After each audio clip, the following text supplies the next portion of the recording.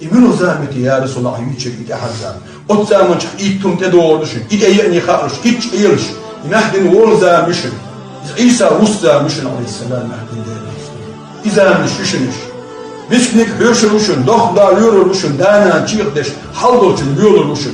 Bokluğun yol olmuşun, hasbiyun yol olmuşun. Elinle ilim dünyanın kırdışın, oğla-i şeyhın bâlin kırdışın. Deşme boğuş beş alsın kırdışın. Dişer deştin, sen kıyıtatı şey yokçun ya, çok mazguluş beş, evş kahbalı bolu khirbarçı.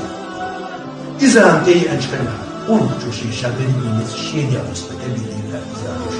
O zaman çok, keb goştur, elmişsin, ya keb goş, saçak keb goş, her keb goş, işte keb goş, kesna, hırıp diye düşün şu evleri yarışma.